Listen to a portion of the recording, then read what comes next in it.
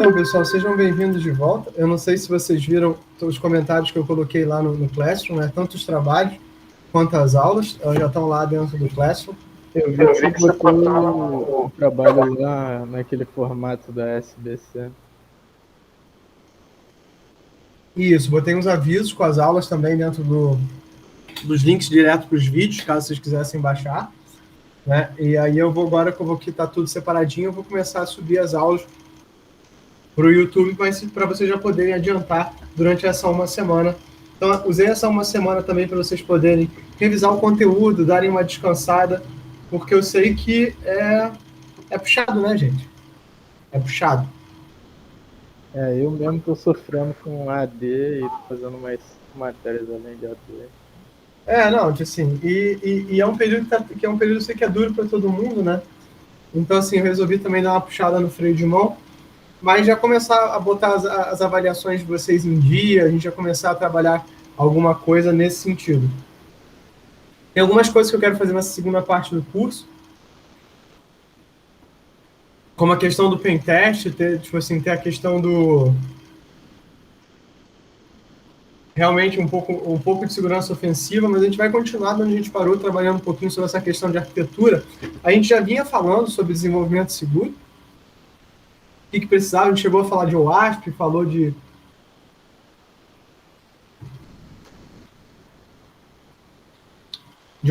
análise de código. Então, o que a gente... Nossa, eu tenho que responder realmente esse e-mail. Começou a falar realmente sobre os paradigmas, né, dos problemas que tem dentro da OWASP, o top 10, falou sobre arquitetura, falou um pouquinho sobre o plano de segurança, né, o que precisa dentro de um plano de segurança. E hoje eu queria falar com vocês um pouquinho sobre análise de código. Então, inclusive, para a gente definir o que é uma análise de código, quais são os tipos de análise que a gente tem, falar um pouquinho sobre exemplos e ferramentas, e eu vou falar um pouquinho sobre a ferramenta que eu uso no meu dia a dia. Cláudio, quer dizer que todo o software que você faz tem essa ferramenta? Pô, não necessariamente, mas um bom número de projetos que eu participei utilizaram essa ferramenta, e isso é importante. Só um instante.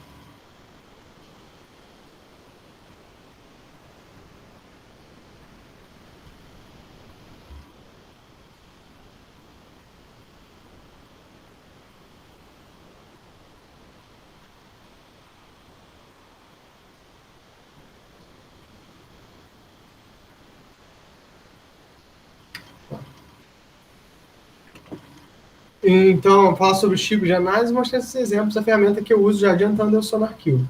Tá? Então, a gente sabe que a sociedade está dependendo cada vez mais de sistemas onipresentes, conectados e confiáveis. A gente está vendo o caso aí do ConnectSUS, que só recentemente voltou a trabalhar.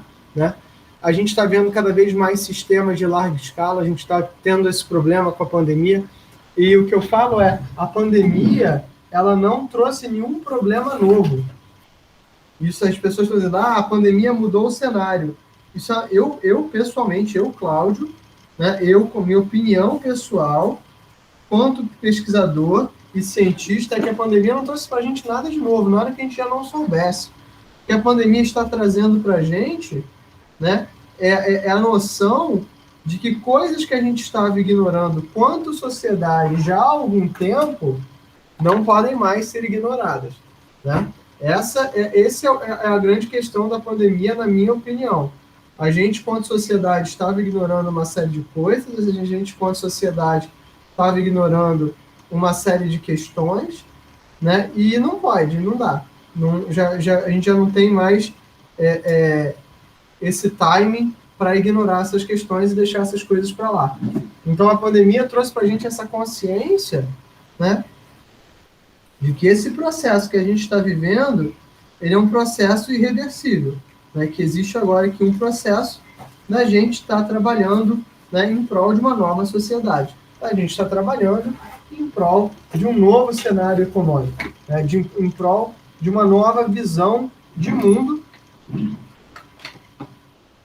e que essa nova visão de mundo, ela tem um quê remoto muito forte, né? E aí eu pergunto para vocês, o quanto a vida, questiono, Porque esse é um questionamento que a gente deve fazer no pós-pandemia. O quanto a vida de vocês foi impactada, né, do ponto de vista acadêmico, pelas aulas serem remotas. Alguns de vocês foram mais, outros de vocês foram menos, né? Então, isso gera uma questão da complexidade. O mesmo sistema não vai funcionar da mesma forma igual para todo mundo. Eu, por exemplo, assim, tipo, as minhas coisas duram muito tempo. Então, por exemplo, a máquina que eu estou dando aula para vocês aqui, ele é um MacBook que tem uns 10 anos. Ele está rodando Debian, mas ele tem 10 anos. Eu tenho hoje comigo como dispositivos esse MacBook um tablet, né, que é um dispositivo que eu uso bastante, e o Chromebook, que é o que eu levava para o fundão, né, enquanto a gente não tinha dinheiro de projeto. Então, assim, mas nenhuma dessas máquinas tem menos de 4 anos. Né? Então, essas máquinas têm um tempo de vida muito grande. Né? E o que isso quer dizer? Isso quer dizer que, por exemplo, dependendo do tipo de sistema, em alguma dessas situações pode ser que dê um lag, isso tenha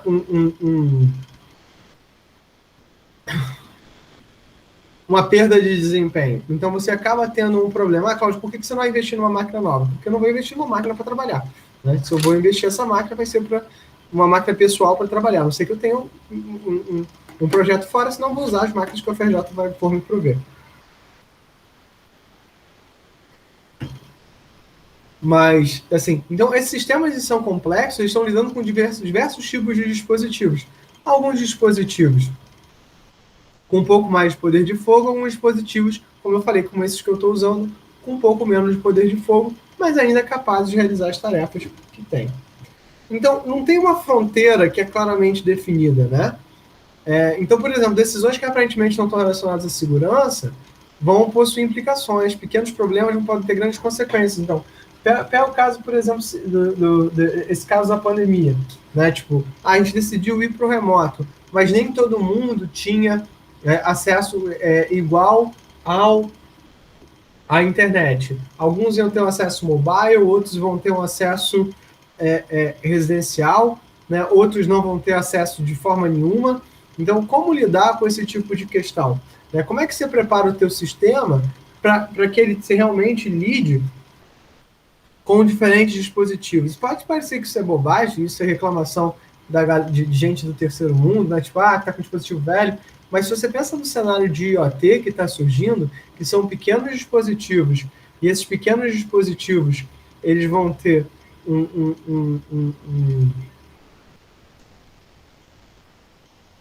um acesso à internet diferenciado, apesar dos problemas, isso acaba tendo consequências graves. Porque, por exemplo, se você tem um dispositivo com pouca memória, acaba que algumas das soluções de segurança que você usaria num computador, você não vai usar nesse dispositivo. E esse cara acaba sendo atacado. E aí, mesmo nesse cenário que é tão diverso, especialistas acabam cometendo falhas, né? Isso é normal. E os desenvolvedores tentam repetir os mesmos erros em relação à segurança.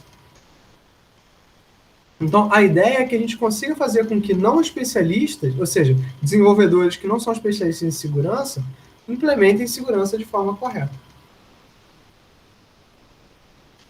Então, a gente vai ter, tipo assim, coisas que são falhas de segurança não funcionais, vocês estão cientes, né, do conceito de requisito funcional e requisito não funcional.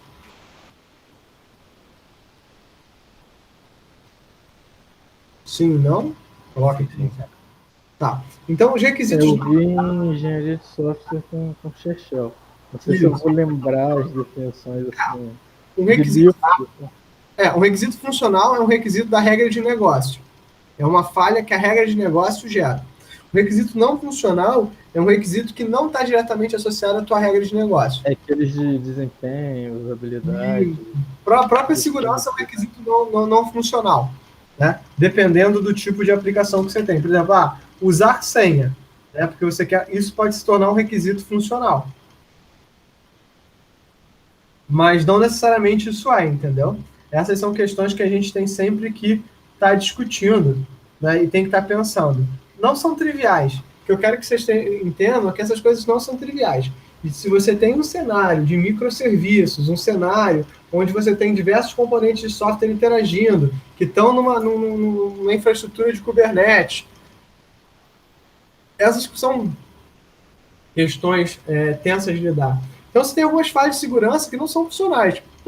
Erros genéricos, validação de dados de entrada, que é um problema persistente até hoje. O buffer overflow, o buffer overflow não é um problema tão grande dentro do nosso cenário hoje de desenvolvimento. Ele é tradicional web ou mobile, mas ele é um problema relativamente grande em sistemas operacionais, ou seja, que esses são desenvolvidos em C ainda, né? E em aplicativos de IoT, ou seja, quem estiver trabalhando diretamente com a memória vai ter mais chance de ter um buffer overflow, né? Então, o buffer overflow é você tentar manipular regiões da memória que não estão diretamente, não deveriam ser diretamente acessíveis, tá? Então, pensa o seguinte, você delimita um tamanho de um vetor e você tenta acessar uma região fora desse vetor. Por exemplo, assim, definir um vetor inteiro de 10 posições e eu tento acessar alguma coisa, tipo na região 11, entendeu? E tento jogar código para lá. Então, dependendo do que for, eu acabo conseguindo gerar alguns tipos de ataques. Aí, no caso, o ponteiro da pilha iria começar a ver os dados como instruções. Exatamente.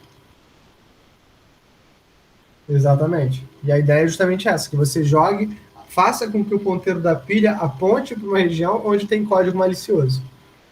A gente vai ter uma aula só sobre buffer overflow, a gente vai tentar produzir alguns buffers overflow e vocês vão ver como isso já é uma coisa relativamente resolvida. Porque quando você utiliza a máquina virtual, isso não é um problema tão grande. Mas se a gente fala de coisas como, por exemplo, WebAssembly, isso é uma coisa que eu gostaria de dar aula para vocês, mas eu ainda não... Ou mesmo Rust, né? Ou mesmo Julia, que não usam máquinas virtuais, são códigos compilados diretamente, aí você passa a ter um problema. Entendeu? Aí você passa a ter um problema. Então, né, trabalhar com tratamento de erros e exceções, que muitas vezes a gente esquece, né, manter a privacidade das informações, é muito normal assim que a gente sai da universidade, a gente não ter todas as melhores práticas de desenvolvimento. E é uma coisa que eu quero que vocês também tenham noção, é o seguinte, a universidade dá para a gente toda uma base teórica para a gente se preparar para o mercado de trabalho.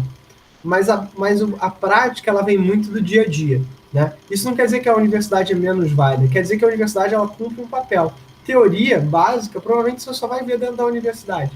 Né? Então é por isso que a universidade está ali, para te dar uma base para essas outras coisas. E outras coisas você vai pegar com a prática. Né?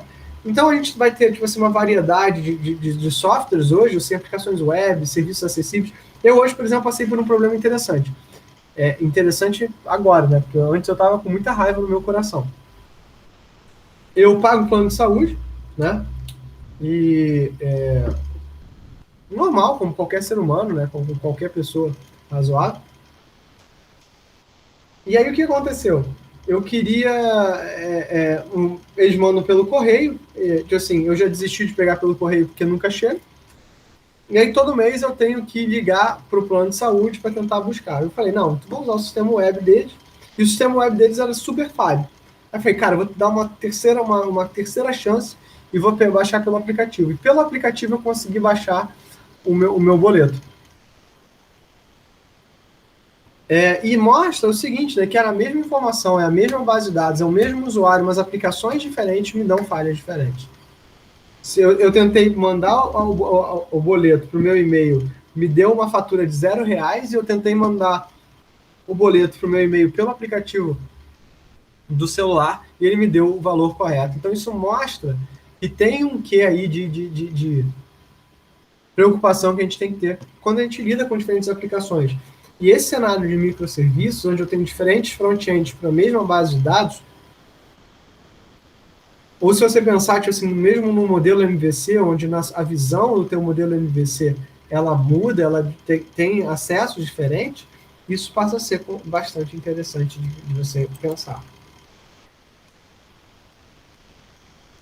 Então aqui, por exemplo, esse problema do buffer overflow, né?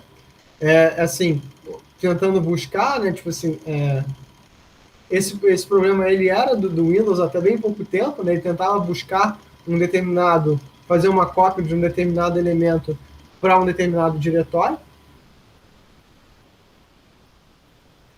E realmente executar um espaço de memória ali. E essas vulnerabilidades, elas existem comum. As vulnerabilidades, elas são comuns porque são, em geral, a maior parte das vulnerabilidades, elas não são geradas de ações maliciosas. A maior parte das vulnerabilidades, elas vêm de descuido e desatenção.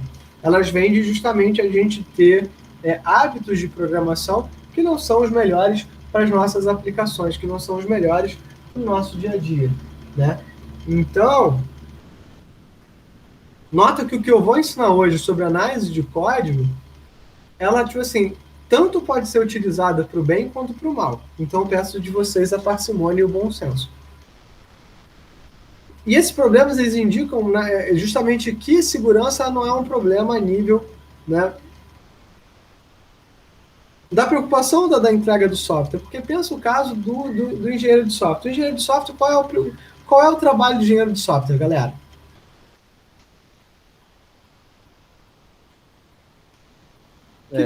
Planejar, assim, fazer um planejamento do processo que vai fazer o software. Também, mas qual é o produto final do engenheiro de software? Um software em si, né? E uma documentação. Não, é isso, assim, é o software, né? É porque a gente imagina, né? A gente tem a cultura popular imagina que o software é só o código, mas o software é toda a infraestrutura que você tem para que esse sistema esteja no ar, né? É infraestrutura física, são os containers, é o código-fonte, é a documentação e treinamento para você poder utilizar. Nosso papel é gerar esse tipo de coisa, né? Só que eu trabalhei para um cara, eu achava ele meio maluco, mas ele dizia algumas coisas que eram inteligentes e algumas eu guardei na minha cabeça, e eu acho que são importantes, eu gostaria de passar para vocês. É o seguinte, ele me dizia uma frase que quando ele começou a falar, eu achei, porra de velho maluco, e tô gravando, foi mal, desculpa, né? Ele diz assim, Cláudio, todo projeto é possível com dinheiro e tempo infinito. Isso não é frase de livro de engenharia de software, não? Cara, não sei. Mas assim, eu sei que a primeira vez que eu li foi desse maluco, o que eu vi foi desse maluco. A gente estava fazendo um projeto com ele. Eu era estagiário de um laboratório aqui do Fundão. Daqui do Fundão, não, estou de casa hoje, lá do Fundão. E ele tinha assim, ele falava justamente isso, né? Tinha assim, com qualquer. Mas eu. A questão é, a gente não tem, né? Nem tempo, nem dinheiro infinito. Então, na verdade, a gente vai cortando coisas. Em geral, quando a gente está realmente na indústria de software, isso vai ficando cada vez pior. A gente vai tendo cada vez menos tempo, e os orçamentos cada vez mais apertados. Então, o que a galera faz? A galera corre contra o tempo. Essa é a grande questão. A gente está sempre correndo contra o tempo e trabalhando em diferentes projetos, né, ao mesmo tempo. Então, tipo assim, a chance da gente fazer alguma cagada involuntária é muito grande. Cláudio, você faz código porco? Gente, eu faço código porco o tempo todo. Poxa, Cláudio, por quê? Porque eu não tenho tempo, porque eu tô cansado, porque N motivos. Então, esse tipo de coisa acontece. É isso que eu quero deixar. Às vezes até por um déficit técnico também, né? Déficit técnico, né? É uma dívida técnica, com certeza. Com certeza. Às vezes você não conhece uma ferramenta, aprendendo e cara, por exemplo, botar para funcionar aquilo. Você quer ver uma coisa que, assim, que eu tenho um pouco de vergonha de admitir? Eu estava trabalhando num projeto da Covid, eu estava fazendo várias parsas de string, mas eu não, tipo assim, não estava familiarizado com F-string. Né? Tipo assim, o jeito de trabalhar. Estava familiarizado com o jeito antigo do Python de lidar com string, né? Com concatenação, que era um negócio e o F-string é um negócio que surgiu tipo, no Python 3.6, 3.7, e eu não estava familiarizado, tipo assim. E a galera já estava usando, eu falei, caraca, eu estou desatualizado mesmo. Então você perde esse timing, né? Tipo assim, e aquela coisa, tipo, se você está sempre sobrecarregado de trabalho, te sobra pouco tempo para você analisar os problemas, evoluir, né? Ou então se atualizar. Isso é uma coisa que, para a gente de software, isso é muito negativo. Né? Então, nota que a gente, de vez em quando, tem que dar uma parada para ver o que está acontecendo. Né? Eu, por exemplo, agora, tipo assim, eu estava lendo sobre, tipo, eu tenho que cair muito para essa área de ciência de dados, né, de data science, principalmente ligado a IoT. E essa é uma coisa que você tem que estudar o tempo todo, senão se você perde o ritmo. Mas tudo é assim. Então, assim, essa questão que você falou, né, Igor, da dívida técnica, ela é muito... E esses problemas, eles são naturais. Então, você tem que dar um jeito de tentar ajudar o teu desenvolvedor, porque o teu desenvolvedor, ele é um asset. No final das contas, se você tem uma fábrica de software, o que vai gerar para você software é o teu desenvolvedor. O que vai gerar para você... E esse software se traduz em dinheiro. Então, o que você fizer vai ser entregue no final. Tem um conjunto de ferramentas que vão ser entregues, que vão ser utilizadas no final pelas pessoas para poderem trabalhar. Tá? Então, não tem mistério, não tem muito o que fazer, não tem muito como lidar com isso. Tá ok? Então, assim, quais são as soluções que a gente dá hoje em dia, né? E elas, assim, e vocês vão ver que essas soluções, elas são muito tradicionais. Mais esforço, né? E, tipo assim, pedir para os caras, né, tipo, não cometerem os mesmos erros, né? E aí, qual é a treta disso, né? Cara, primeiro que a gente já está totalmente sobrecarregado. Segundo, né, pedir que não cometam os mesmos erros não é um negócio, tipo assim, tão legal.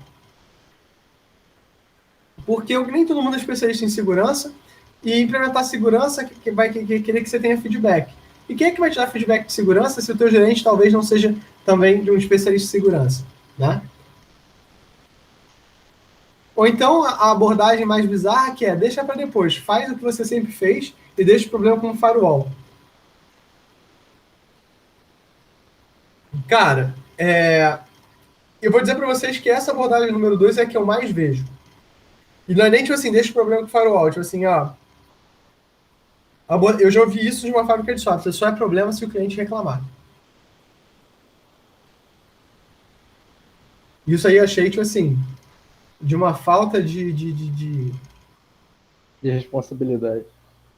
Cara, imagina se isso fosse, por exemplo, dados sensíveis. Cara. Mas isso acontece, tipo assim, o cara realmente... Por que isso acontece? Porque você está estressado, você está cansado, você, porra, tem muita coisa para produzir, você não tem esse treinamento de desenvolvimento seguro, não são todas as empresas que têm, e aí você passa a ter um problema. Então é aquela coisa, né? Parede de mais grossa não resolve o problema se você precisa de janelas e portas. Ou seja, não adianta você ter um baita firewall se você tem que deixar uma determinada porta aberta. Né? E aí o time de segurança ele vira o gargalo, porque está o tempo todo lidando. E uma coisa se tiver, né, time de segurança. Mas assim, na verdade, talvez seja um cara de infraestrutura. E aí o que eu mais vejo, eu estou lidando com uma empresa cujo nome eu não posso falar agora, porque eu estou sob um NDA, mas assim, eu estou lidando com uma empresa hoje em dia. Qual é a treta dessa empresa, galera? O que acontece é o seguinte, eu estava lidando com eles, a gente estava trabalhando com alguns projetos que a gente tem, e aí o que acontecia? Né? A empresa lidava com a empresa, ela ia, né? E tipo assim, os desenvolvedores subiam o sistema deles, né? E o que acontecia depois que os desenvolvedores subiam o sistema deles? A equipe de rede dizia, cara, esse sistema aqui ele não é compliant para as regras de segurança da empresa. E aí criava um clash desnecessário entre, né, a galera de desenvolvimento e a galera, né, de infraestrutura, que a galera, tipo assim, cara, e eram umas brigas, assim, eu não sei nem dizer para vocês direito o que era, mas eram umas brigas, assim, bizarras, de nada com coisa alguma, entendeu? E aí, tipo assim, porque ninguém se entendia, tipo assim, e os dois lados estavam certos, porque a galera de desenvolvimento tinha cumprido os requisitos e a galera de rede estava dizendo os requisitos de segurança não estão cumpridos, só que ninguém conversou. Então, aí vira um gargalo, porque você não consegue lançar sem que tenha um refactor muito grande, às vezes, um refactor que às vezes você não consegue ter, entendeu? Olha essa situação de merda que ficou. Tô falando muito palavrão hoje, gente, peço muitas desculpas para vocês, mas estou muito cansado e estou em férias, então, assim, vamos deixar isso quieto. Ai, peço desculpas, vou tentar me policiar. Mas olha só que situação difícil, cara. Quem é que tá certo nesse cenário? O time que não deixa implantar a solução ou o time que precisa implantar a solução? Como é que você resolve esse tipo de problema? A gente já conversou sobre isso, né? Ou então a galera faz o seguinte, que é a solução mais próxima do ideal, mas não adianta, tipo assim, mais testes. Você fazer mais testes unitários e fazer pentest, né? Vocês tiveram alguma disciplina que trabalha com testes unitários? Não, apesar de eu já ter mexido com isso. Teve, Gustavo? Não. Não, a gente vai ter uma aula de testes unitários aqui, eu vou... E você vai falar de teste AB também? Uhum. Não, mas teste AB é teste estatístico, né? É, meio que entra nesse pacote aí, né? De testes automatizados. É. Então, vou fazer um pouquinho sobre testes automatizados, justamente para a gente poder botar isso aqui, criar um workflow seguro, né? Então, assim, por mais que você tenha um pentest, o pentest ele é bom para evidenciar o problema. Mas o pentest é uma solução depois que o código já está pronto, entendeu? E corrigir o problema não torna o sistema seguro. E mais do que isso, se você fez pentest, você evidenciou que tem um problema, mas você não sabe corrigir o problema de verdade no primeiro momento, nada garante que a tua correção não gerou outra falha de segurança. Vocês entenderam como é que isso é complicado, como é que isso é difícil da gente ver, gerar essa solução? Então, o que a gente faz é, desde o começo do nosso workflow de software, gerar ferramentas, gerar soluções, né, que trabalham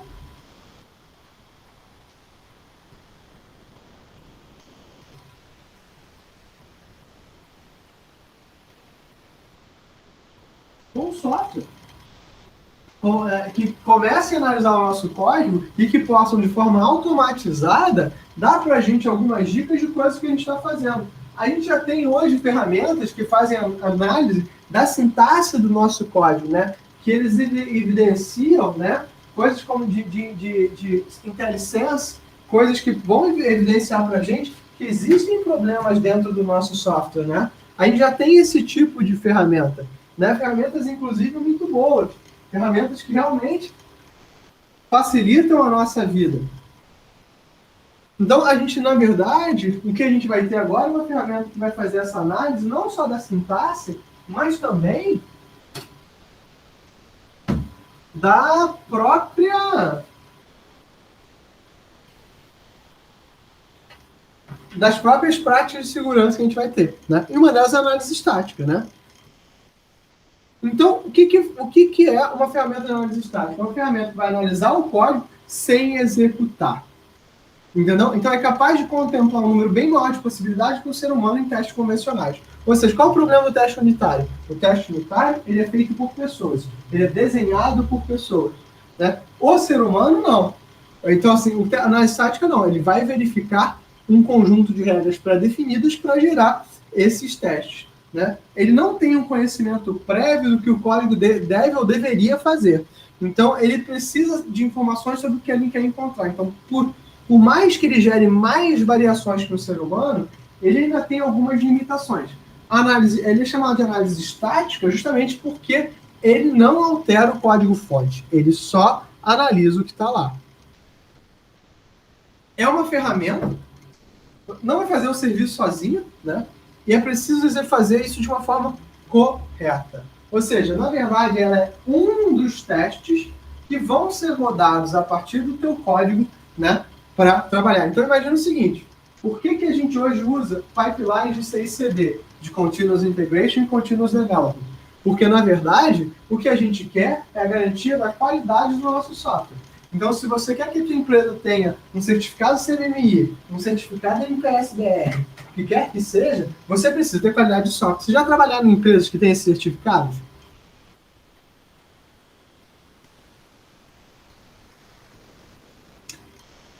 O silêncio, eu vou assumir que vocês não trabalharam. É o silêncio do não. É, o silêncio do não. Né? Então, assim, esse tipo de empresas que buscam esse certificado de qualidade de software, eles passam um processo rigoroso. E pelo menos um pipeline sem CD decente tem que ter. Porque qual é a grande treta? Né? Fazer código hoje em dia não é mais o suficiente. Você tem que conseguir fazer o build disso de forma automatizada. Então, o que isso quer dizer? Você tem que saber que no momento que você sobe o código para o teu repositório, nesse instante, já tem que rodar os testes automaticamente, os testes unitários para verificar se não tem um problema no que você está fazendo. Uma vez que você passou nos testes unitários, você garantiu que o software minimamente funciona, ele tem que fazer essa análise de estática para poder dizer para você, olha, os problemas que tem. E a análise estática é muito mais do que simplesmente segurança, mas são de uma série de regras onde a segurança também vai estar. Depois você vai ter que fazer outros testes de conformidade que a gente vai ver mais para frente, para gerar. Uma vez depois que tudo isso está feito, aí que você vai fazer o build da imagem para fazer o deploy. Então, na verdade, o desenvolvedor ele não tem que ver mais nada da infraestrutura. A infraestrutura está montada, ela sobe e ele resolve. Entendeu o quanto isso é interessante? Entenderam o quanto isso é poderoso? Né? Enquanto isso de verdade, né, tipo assim, é legal. Então, na verdade, o desenvolvedor, o que ele vê é só uma telinha, dizendo assim, tem que resolver isso, conserta, porque senão não vai para o repositório final. Então, o que a análise estática faz? Verificação de tipos, e aí em processos de tipagem dinâmica, isso é particularmente importante. Dá um alô para o Python, né? Porque, por exemplo, se você trabalha com sistemas de tipagem forte, né, uma vez que você declarou uma variável, essa variável é a mesma coisa para sempre. Em sistemas de tipagem dinâmica, a chance de você errar, né, é muito grande. Né? Eu, assim, não falando mal do Python, eu amo Python, né, mas Python tem as suas limitações. Né? Então, essa é uma delas. Verificar a validação de regras e estilos de codificação para que a sua empresa seja CMMI, tem um certificado CMMI, todos os desenvolvedores eles têm que seguir uma mesma regra, o mesmo estilo de codificação. Esse é um dos motivos de porque o Java foi tão popular na comunidade, né, empresarial. Por que o Java foi popular? Ele foi popular justamente por quê? Porque a gente, quanto desenvolvedor, quanto precisava de uma linguagem que fosse de tipagem forte, que permitisse poucas variações na sintaxe, né, e que você conseguisse pré-formatar de forma que o usuário inicial, o usuário que estava começando, conseguisse rapidamente produzir código. Essa é uma coisa que é muito importante. Né? Essa é uma coisa que é muito importante. O entendimento de programas, né, ou seja, ele tem que entender quais são as regras de conexão do teu sistema, né? Validação formal, validação de propriedade, ou seja, quais são os elementos que entram e saem, identificação de bugs e fazer análise de segurança. Ou seja, a análise de segurança é só uma das partes. O resto do teu código, tudo vai dizer respeito à estrutura desse código. A análise de segurança é um dos requisitos. Hoje, a ferramenta que eu mais uso para fazer, eu vou mostrar a página dela mais no final, é o SonarQube. Eu particularmente gosto bastante do SonarQube para fazer esse tipo de coisa. O SonarQube tem uma coisa muito interessante, que é a integração, inclusive, com o GitHub. Então, se você hoje é uma pequena fábrica de software, e eu falo para todo mundo que quer, tipo assim, Cláudio, eu quando terminar a faculdade, eu não quero trabalhar para uma empresa, eu quero abrir a minha própria fábrica de software, mas eu não tenho dinheiro.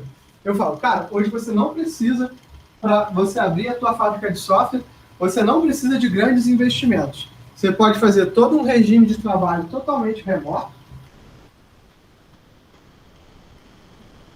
onde você vai utilizar a infraestrutura do próprio GitHub para fazer o host dos seus projetos. Você pode montar o seu próprio pipeline de CI/CD dentro do GitHub sem que isso seja um problema. Então, né, assim, Cláudio, mas poxa, como é que faz para abrir uma empresa? Eu não sei, assim, eu tenho a ideia, tenho isso, mas eu não sei como abrir uma empresa. Você sabe, claro que você sabe como abrir uma empresa. Sabe o que você faz? Você contrata um contador. Se você contratou um contador, ele diz para ele, abra a empresa. Ele vai fazer isso para você facilmente. Poxa, Cláudio, mas isso não é gastar dinheiro desnecessário? Não, isso é investimento em bom senso. Você não é contador, contrata uma firma de contabilidade minimamente razoável e deixa ela trabalhar para você. E assim, se preocupe em fazer o que você faz bem, que é software. Né? E é isso que seria uma pequena fábrica de software faria. Claudio, se precisar do espaço físico, vai para o espaço de coworking e deixa a tua pequena fábrica de software, né, a galera trabalhar remota no primeiro momento e faz umas reuniões periódicas para a galera poder alinhavar, né, o trabalho. E o resto são as ferramentas que você já usa. Trello, GitHub, e o teu investimento em infraestrutura passa a ser mínimo. Inclusive, né, tem uma tendência que é muito legal, né, tipo assim, que a galera tá vendo, que é o conceito de web IDE. Então você, inclusive, né, contrata ideias que estão na nuvem para fazer esse tipo de trabalho. E aí tudo que o teu usuário final precisa é de um browser para trabalhar. Então, através até de um computador pequeno, um computador de baixo poder computacional, como um Chromebook, o cara já conseguiria trabalhar. E isso é bastante efetivo. Então, hoje, o mundo, como ele é hoje, ele é muito diferente de como era quando eu comecei a programar. Então, hoje tem assim, é claro também que hoje eu conheço coisas que há muitos anos atrás eu não conhecia. Né? Então, isso facilita bastante, isso é bem interessante a gente ter esse tipo, né, de approach, esse tipo de trabalho. Né? Então, né, a experiência é uma coisa muito interessante. Né? Então, o que a análise estática está buscando? Ele está buscando erros estruturais na sua arquitetura, ele está buscando bugs que não foram procurados a priori. Né? Esses erros, né, tipo, devem ser pré-definidos. As categorias desses erros que está buscando não devem ser pré-definidos. Ele vai buscar coisas no nível macro, não no nível micro. Tá? Ele não vai saber as regras de negócio. Erros administrativos são difíceis de ver. Né? Erros da utilização do usuário não vão ser pegos na análise estática. Ou seja, a tua regra de negócio ela não está sendo vista aqui. Então a gente vai ter a questão da segurança versus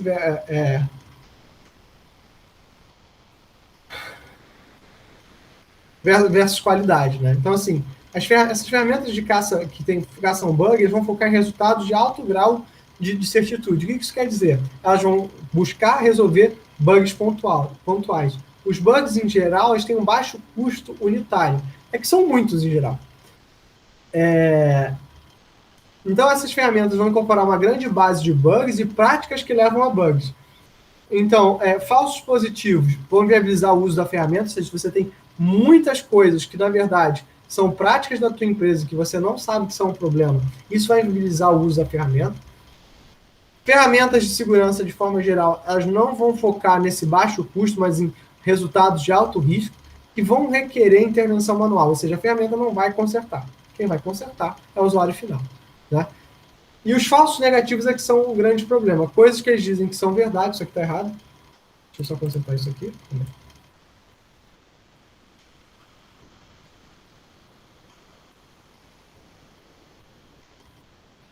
O bom de eu poder editar é que vocês sabem que eu não roubei essas transparências, né, de ninguém.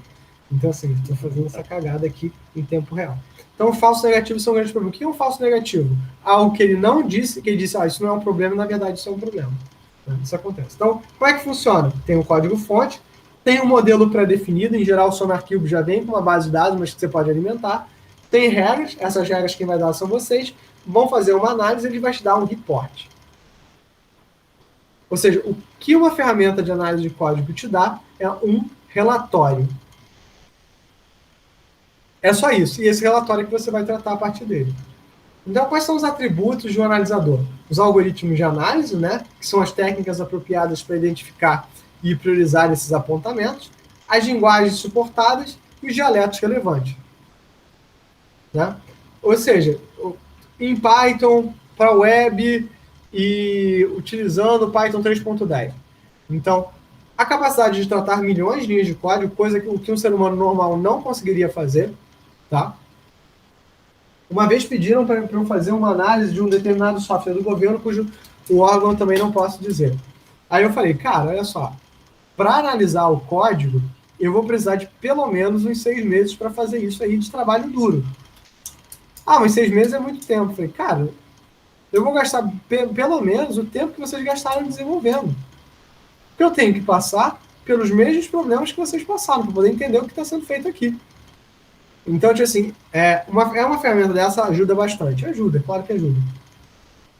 Eu vou ter que ter uma base de regras, vou ter que modelar essas regras e as propriedades de segurança, gerir os resultados, ou seja, eu não posso simplesmente pegar o relatório e dizer conserta tudo. Eu vou ter que permitir essa revisão manual desses resultados, ou seja, reolhar isso e saber isso aqui dá para fazer, isso aqui não dá. Priorizar os apontamentos, né? E a seleção de resultados a apresentar. Então, por exemplo, a construção de um modelo. basicamente o mesmo problema de você construir uma linguagem de programação, né?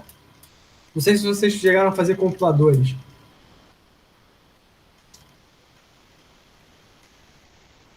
Sim, não, talvez? Não. Silêncio do não. Tá. Quando você lida com compiladores, tem umas coisas que são interessantes a gente estar analisando,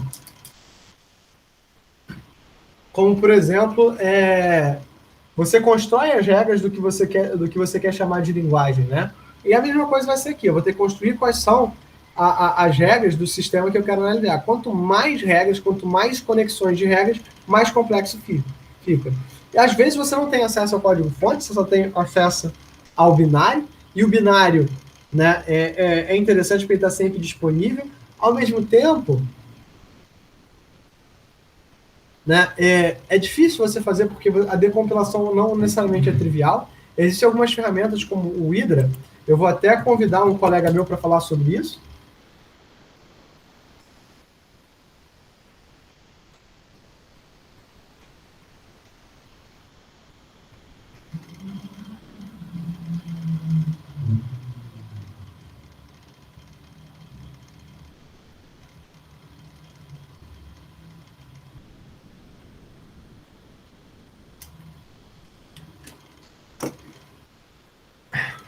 E assim, na verdade, quando você compila, ou seja, você faz essa transposição do código origem para o código de máquina, para o código de execução, na hora que você faz o retorno, pode ser que alguma coisa seja perdida, isso prejudica a análise, né?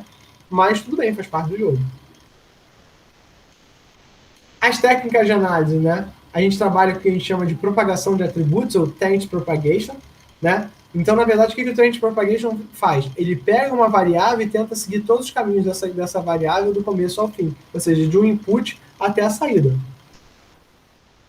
Identifica pontos onde o atacante pode tirar proveito de uma função. Ou seja, eu tenho uma regra, ele vai seguir essa regra, e, por exemplo, ele vai tentar identificar coisas como o seguinte, né? Alocação de memória. Se está fazendo alocação de memória, ele vai tentar trabalhar na alocação de memória. Se está tentando fazer acesso ao banco, então tem um conjunto de regras prontas que esse tipo de ferramenta busca para tentar analisar aí que você poderia trabalhar. Vai trabalhar com várias abordagens, sem excluir nenhuma das outras. Então, as regras vão especificar, por exemplo, propriedade de segurança, o comportamento de rotina de biblioteca em relação a essa propriedade, como, por exemplo, assim, eu quero pegar input da rede, eu vou pegar esse input da rede e vou copiar para um buffer e executar isso que está no new buffer. Né? Então, aqui são exemplos de regra. Desse código simples aqui, dessa regra aqui, a pós-condição pode ser um resultado inseguro. O copy buffer, a pós-condição, é que o conteúdo de arg1 tem que ser igual ao de arg2. E a pré-condição é que a arg1 deve ser seguro, ou seja, esse conteúdo aqui tem que ser analisado. Então, note o seguinte, para cada uma dessas linhas eu posso ter uma regra específica. Né? Ou você monta essa regra, ou você parte do pressuposto. O que eu mais vejo e que torna o SonarQube bastante inútil para a maior parte dos projetos é uma galera que simplesmente põe o SonarQube para rodar, faz o código passar pelo SonarQube, que ele vai pegar meia dúzia de feijão com arroz, e aí torce para que isso seja o suficiente. Cara, isso não é suficiente 100% do tempo, não. É útil, claro que é útil, mas assim, não é suficiente 100% do tempo. Então essas são questões, né, que a gente tem que ter bastante, um certo número de vezes, um conjunto muito grande de vezes, para que a gente possa entender o que está acontecendo dentro do nosso problema, né, dentro do nosso cenário. Então assim, não é trivial, mas as coisas, de forma geral, elas não são triviais mesmo.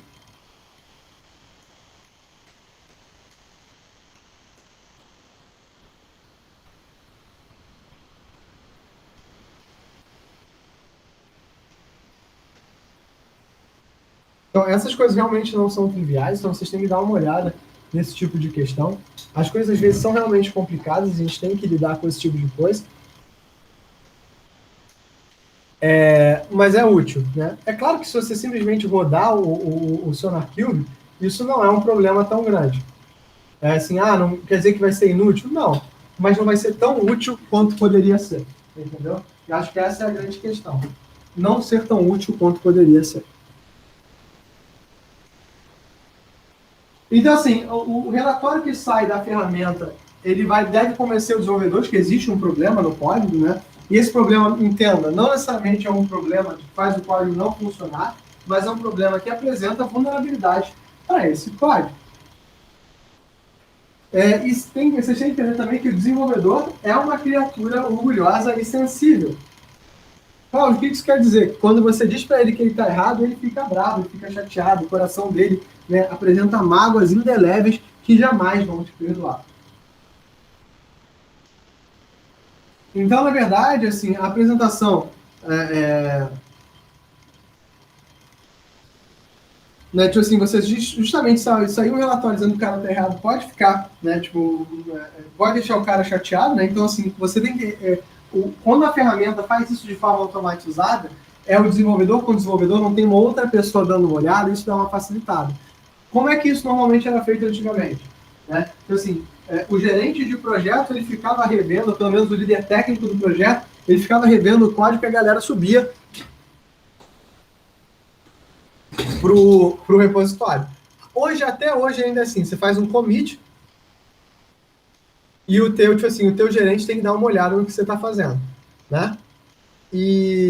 Só que se você tem essa ferramenta na frente, você tem uma garantia melhor para o teu líder técnico que você não fez besteira. Então a interface para mostrar essas coisas para o desenvolvedor, para facilitar a vida dele, para que ele não se sinta humilhado, para que ele é muito importante.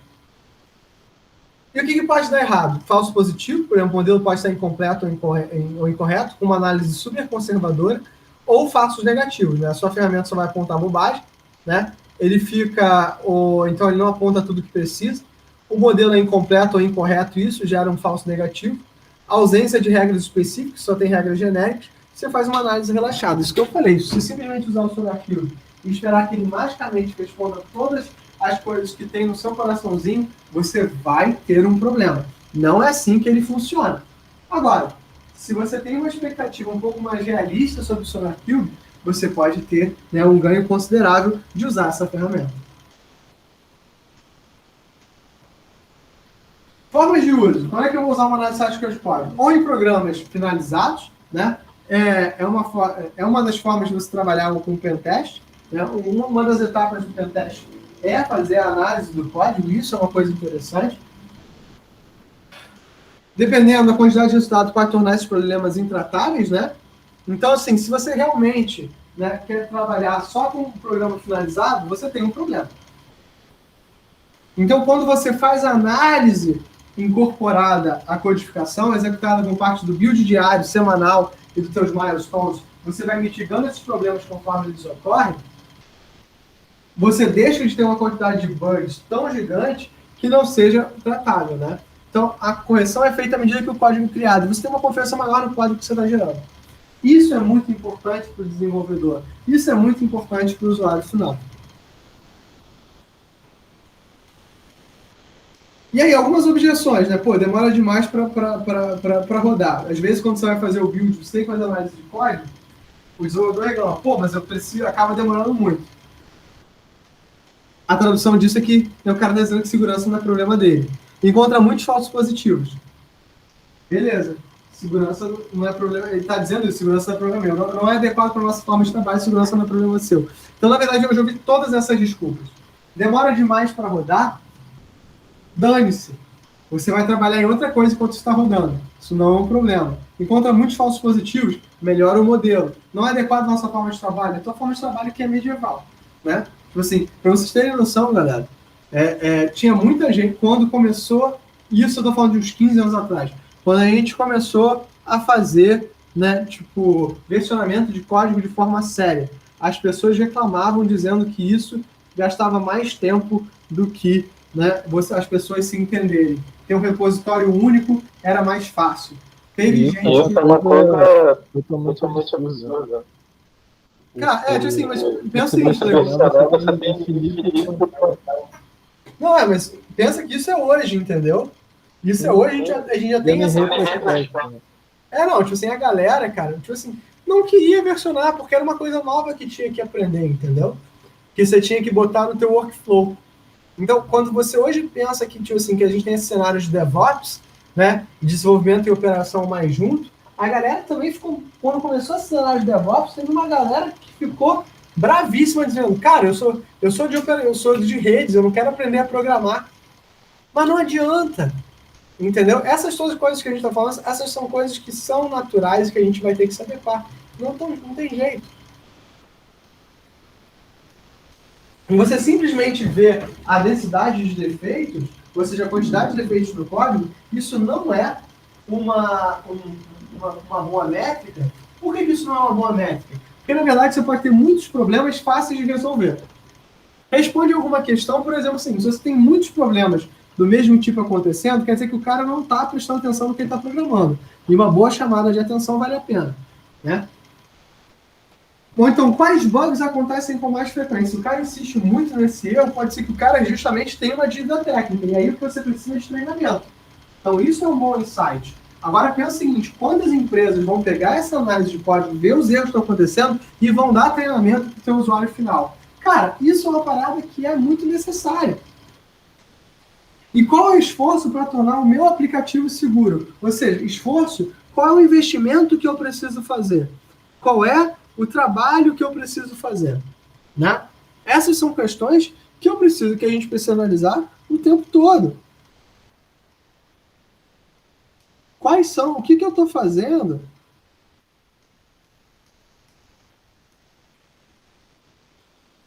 E que eu preciso ter essa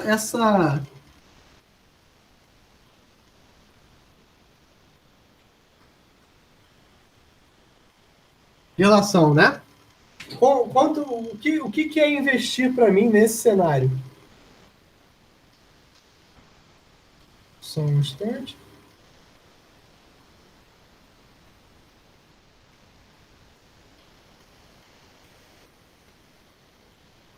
Só um instante que eu recebi aqui uma notícia aqui da própria Feijão.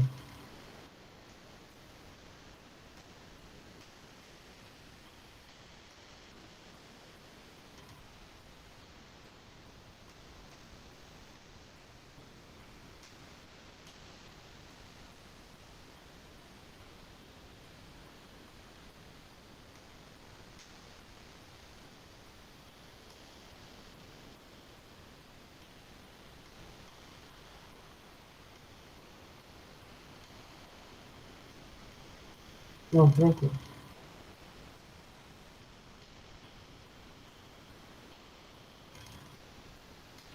Então, assim, quantas vezes você vai fazer uma análise, né, que vai dizer quais são os problemas que os desenvolvedores vão estar tendo, e isso vai dar para você que, assim,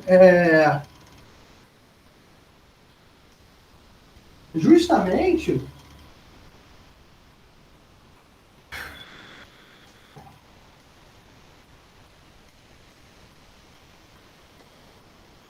insights para você treinar a tua equipe, né? O esforço, né? E esforço vai ser sempre traduzido em investimento.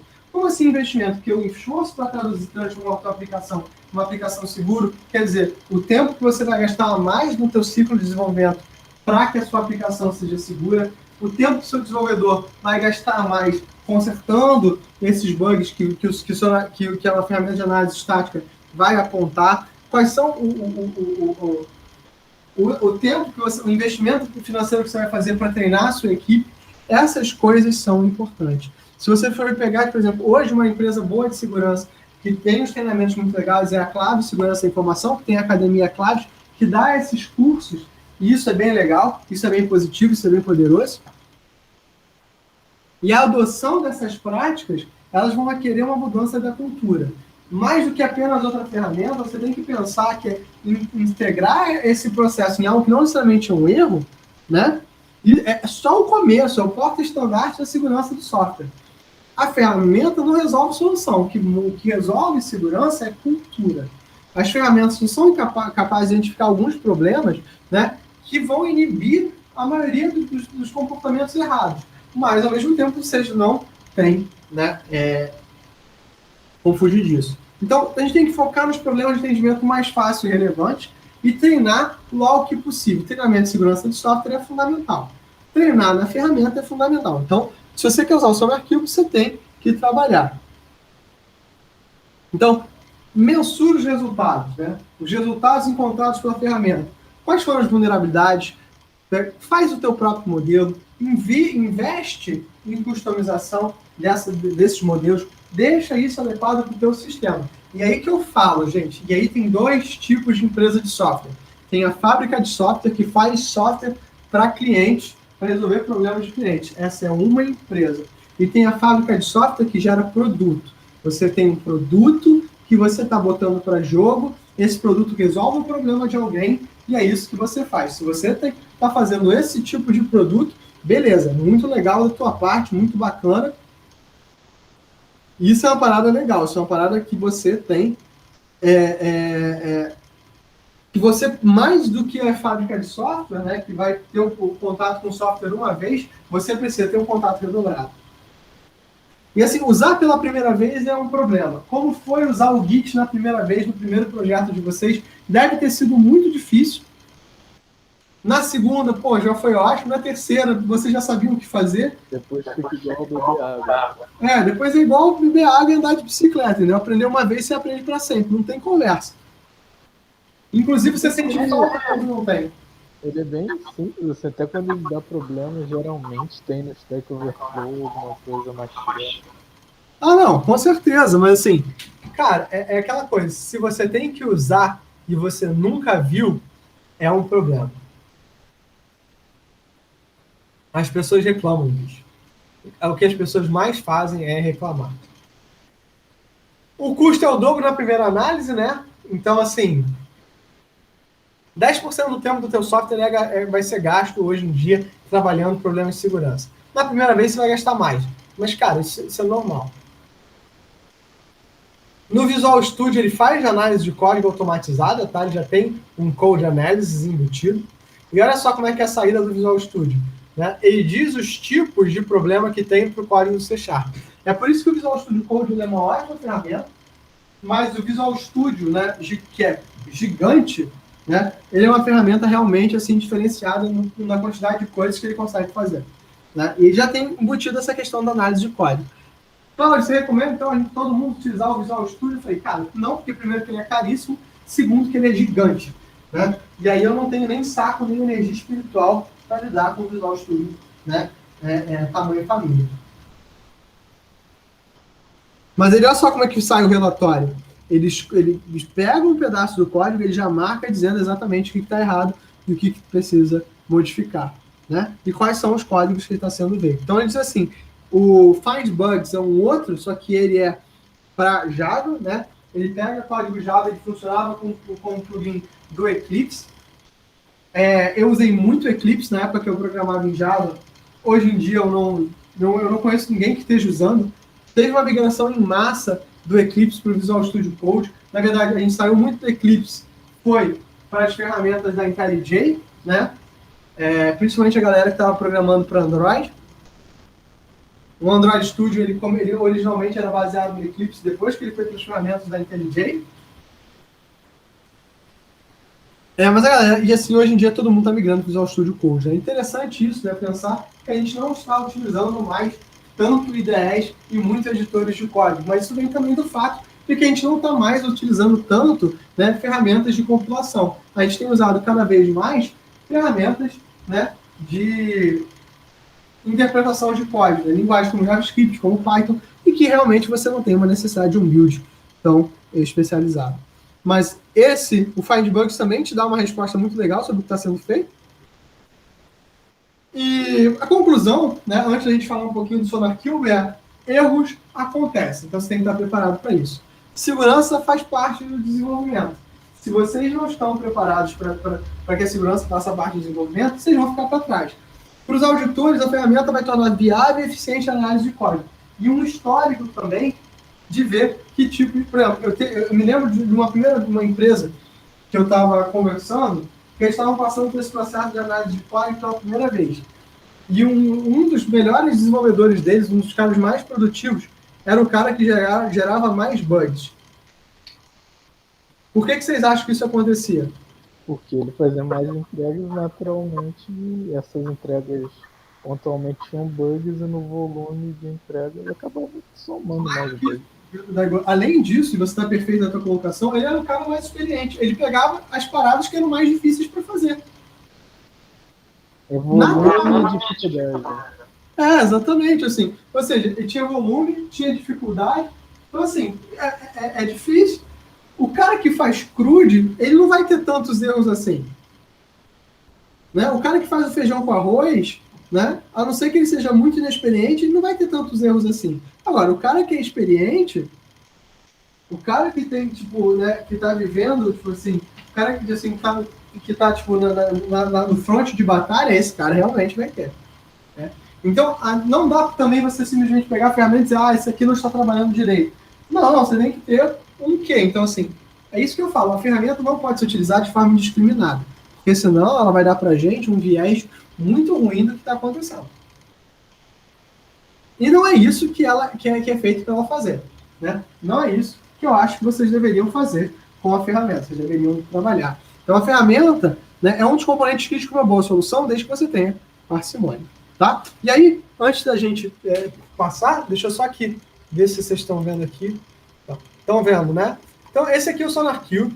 O SonarQube, ele é uma ferramenta que ele foi feita pela SonarSource, se eu não me engano.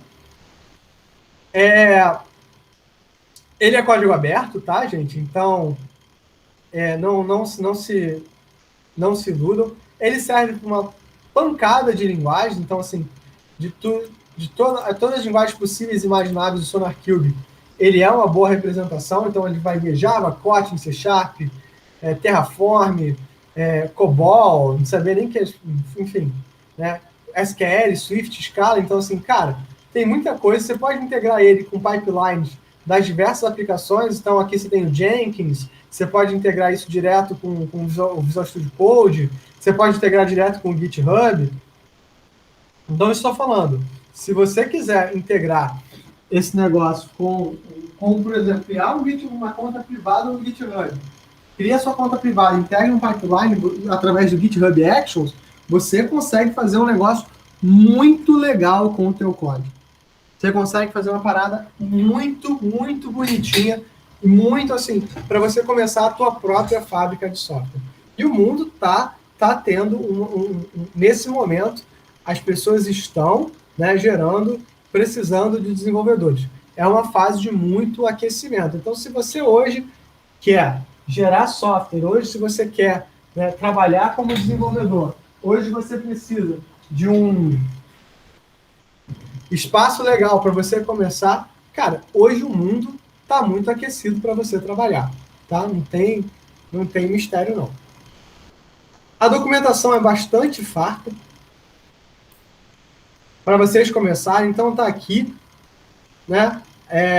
O desenvolvedor tem o SonarLint, que ele vai fazer a verificação, né? Uma ferramenta para você fazer essa verificação enquanto você está codificando. Você vai fazer o commit para a tua plataforma favorita, ou o Azure, ou o GitLab, ou o Bitbucket, ou o GitHub. Ele vai fazer o checkout e o build, ou seja, rodar os testes e o scan, e aí ele vai te dar o relatório para ele voltar para você.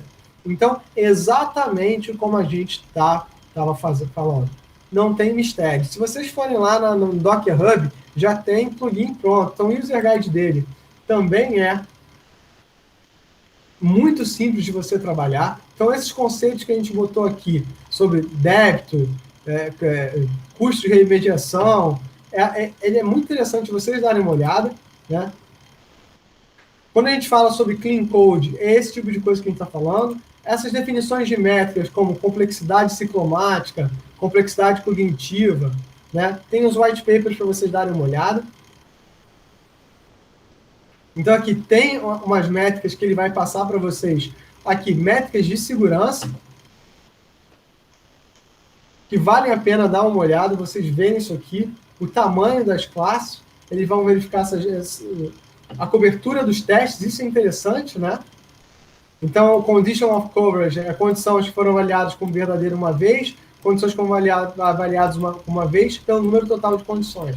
Então, assim, eles têm um conjunto, né, de testes bem interessantes para vocês fazerem, né, e estão prontos, testes de duração, testes de unitários, testes de falha. Então, a gente vai falar um pouco mais sobre testes. Como definir as regras relacionadas à segurança. Então, ele já tem algumas regras próprias, né? Então, vale a pena dar uma olhada. Então, o que eu espero de vocês agora? Eu vou passar para vocês esse user guide aqui do Security Rules.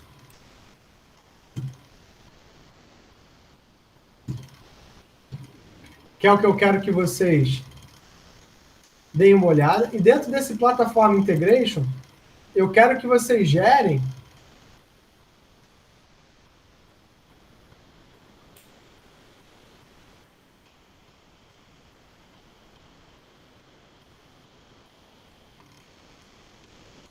deem uma olhada, né, do uso do SonarQube dentro do GitHub Actions, né? Que é uma plataforma gratuita que vocês conseguem fazer sem maiores problemas. Então você cria aqui o passo a passo é muito simples. Você cria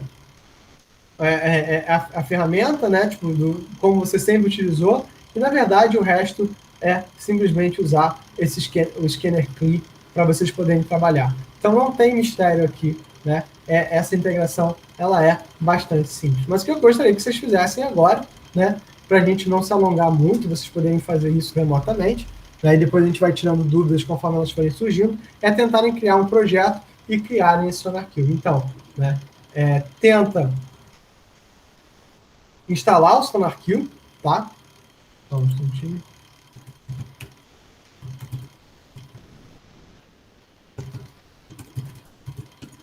Eu deixei preparado aqui um link para vocês.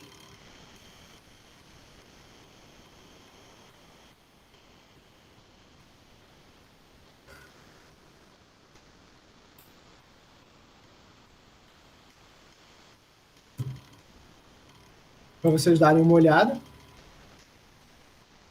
Cadê a minha turma? Tá aqui. Esses 3 links são o que eu gostaria que vocês dessem uma olhada, tá? Deixa eu ver aqui, vou botar aqui para vocês.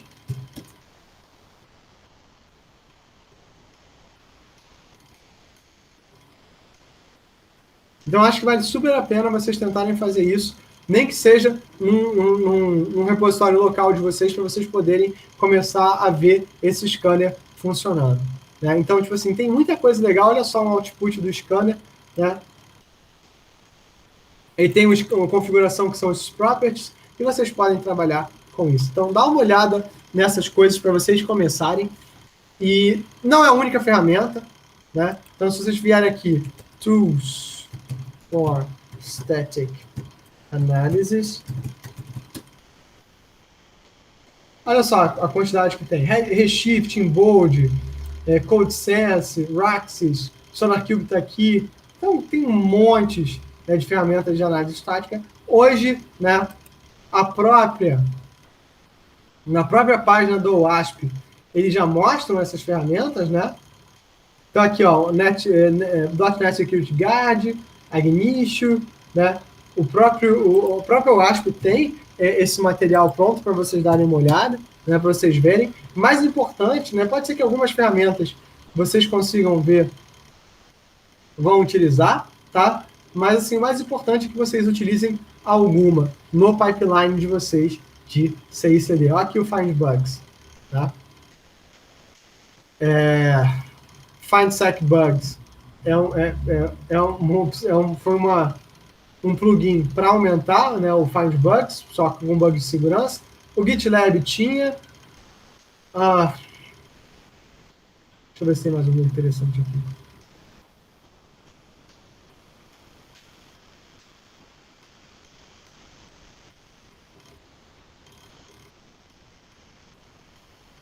Tem essas da OWASP, mas elas não são muito legais, não. Eu particularmente não gostei, ou pelo menos eu não entendi.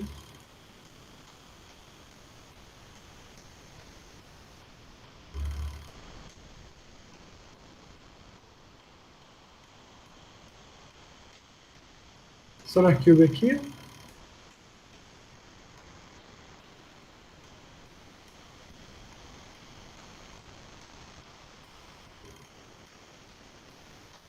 Enfim, tem bastante coisa para vocês darem uma olhada. Então, o que eu quero agora que vocês façam é tentem instalar.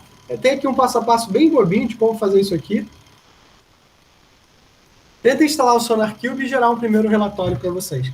E aí a gente vai tentar gerar, ao longo das próximas aulas, alguns pipelines de desenvolvimento de software utilizando, né, o GitHub Actions e o e essas ferramentas para que a gente possa gerar os primeiros testes que a gente quer. Esse Tá bom? é o que a gente tem que entregar ainda hoje? Qual? Cara, daí agora, assim, eu tenho, tipo assim, para entregar é só o que eu colocar para vocês nas tarefas. Tá? Só o que eu colocar lá para vocês na aba de atividade. Deixa eu botar aqui. Segurança. Se vocês forem vir aqui em atividade, vocês têm duas paradas. Que é a primeira atividade de avaliação, que é para entrega para quarta-feira. Essa aí eu tô fazendo, tá quase no final. Isso. E a segunda, que é a implementação do AES em Python.